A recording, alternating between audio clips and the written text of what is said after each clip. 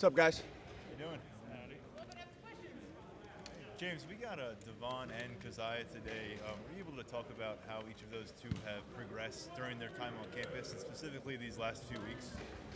Yeah, Keziah, obviously very talented, been excited about him, really since we signed him, and thought he was going to be more of in a backup rotational role this year, and felt like he was going to really grow as the season went on. Obviously, he's been forced into a different scenario now, and I thought he's playing pretty well. So did the defensive coaches. So I think as he continues to gain more experience and more confidence, he's a twitchy guy, that's got the size that really you want at that position. It's hard to find, and we've been really pleased with him. And Devon, obviously a year older, has obviously been in the program a little bit longer, has got a little bit better understanding of how and why we do things, but another really talented guy, both out of Maryland, McDonough High School and DeMatha. I think both of them have a bright future. But obviously, the scenario's changed from the beginning of the year to now, what their role and our expectations are going to be of them. James, you talked a little bit about your Maryland roots yesterday. What kind of role do those roots play in your success recruiting the state, and why is that an important state for you guys that's growing talent from? Yeah, for us, obviously the region is really important, and whether you're hiring coaches that have connections in a region, whether it may be New Jersey or whether it's Maryland or Virginia like Dex, those things are important because relationships, right? So a bunch of high school coaches that I've known for a long time. AK is a perfect example. I've known his high school coach for 20 years. Deej has known his high school coach for 20 years. And there's trust there. And I think it's like anything else, right? You send your kid there and he's treated well and fairly and gets a great education and gets better at football, then it's a win-win for everybody. So obviously spending 8 years in that state, and when I was in that state, I recruited good portions of the state, so I got good familiarity. And that goes a long ways. And then even kind of when I was at other places, we still kept kind of going back there and recruiting. So a lot of good friendships, a lot of good relationships, and those things are important on the recruiting trail. Sticking with the Maryland theme, Curtis Jacobs, can you talk about how he's progressed? Because it looks from the outside looking in like he's getting better and better. And do you see his role expanding at all as his career goes along, maybe shifting him to other positions? Yeah, I think he's been on a very similar path that a lot of our guys have gone through, where they start out to the field maybe as a freshman as a backup and you're kind of rotating in, then take that as a starting job, then depending on your body, how your body transforms, possibly moving in to the will linebacker or moving into the Mike linebacker, depending on your control of the defense and understanding of the scheme. So I think he's got the flexibility to do that. I think in a perfect world, that's what you'd like to recruit, kind of 3 field backers that grow into guys that can play into the box from an experience and from a confidence standpoint. With the way that people are running offenses right now with the spread scheme and all the speed on the field, a lot of people are only playing with 2 linebackers. We're one of the few programs that are playing with 3 linebackers on the field. James, also going off of, the Maryland team, I know with, Debbie L mentioned that, keeping you and Mike around at Maryland as well, you guys both, brought a lot to the program, she said, and, what are some of the thoughts of, just your time at Maryland with Mike and, just building that pipeline down there too? Well, you think about it too, Mike Gundy was on that staff too. A lot of guys came out of that staff. I was fortunate to be there, learned a ton from Debbie Yao as the athletic director at the time. She's been like a mentor to me kind of throughout my career, somebody I call when I have questions. Obviously Ralph Region, learned a ton from my time with him and the success. We had a bunch of success there. So yeah, I think the time that I spent there on and off for 8 years as a receiver coach was kind of my first big time job. And then then as the recruiting coordinator, and then coming back as the offensive coordinator, that a lot of time there. My one daughter was born there. Still have a lot of friends and relationships. I said this the other day. My wife worked on campus in the admissions office, so that was a big growth time in my career, both personally and professionally. So very appreciative of the time that we had there. Went to a BCS Orange Bowl. Did a bunch of cool stuff. Any memorable Mike Gundy stories that you share with us? Yeah, but probably not. Probably not for this setting. I used to go jogging with Mike. At like lunchtime, and Mike used to tell me he's going to be the next head coach at Oklahoma State, and before you know it, he was, and has been there for a long time and been very successful. And then obviously, Yursic's connection there as well. Mike's done a really good job as an interesting guy. He's got a great background and has done a really nice job at Oklahoma State. So I love to see him every year when I go to the convention. James, why do you preach 1-0 every week? Why do you think it's important to instill that message in your game?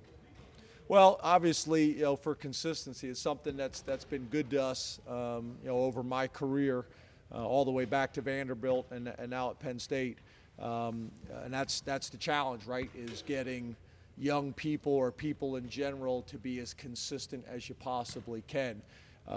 You're constantly hearing voices and noise from the outside about this game is bigger than this game, and I think that's where you have to be careful. You get on an emotional roller coaster. So we try to keep it as consistent as we can. It's always about us, and then try to make sure that we do everything we possibly can through our week of our process of getting ready in terms of how we game plan and how we practice from an installation standpoint, so that we're peaking at the right time, both physically and emotionally. But that's the challenge.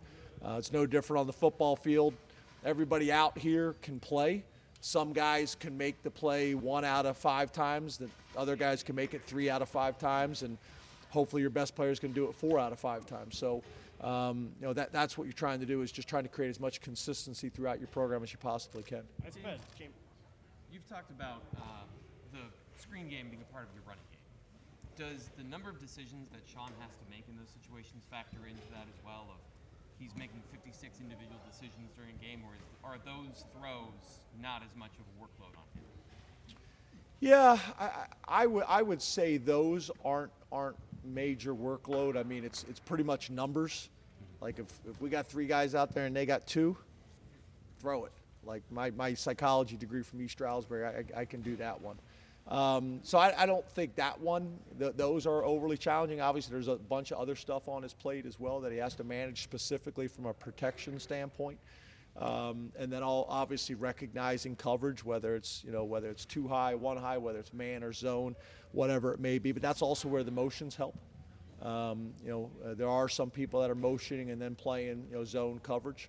But that's a huge man zone indicator for you. But yeah, it's challenging. But I do think the perimeter screens are important. An important part of our offense, whether it's bubbles or whether it's smoke screens or whatever it may be.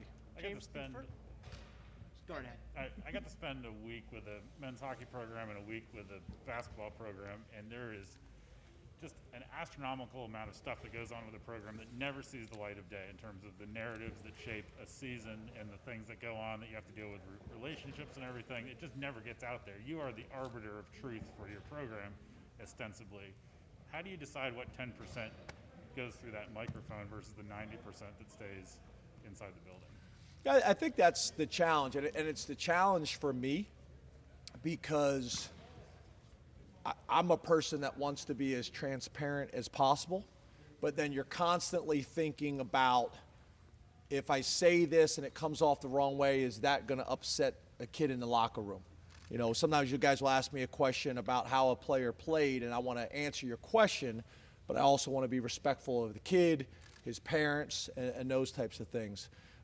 It may be about, it may be other tough questions that you guys are asking me, and I want to make sure that I'm saying it in a way that's going to represent the university and the administration the right way, how they want information presented. So I think that's the hard part when you're in this position, is you want to be as truthful and transparent as you possibly can, but you also want to be respectful of all these groups that you work with and for, and I think that's the challenge, right?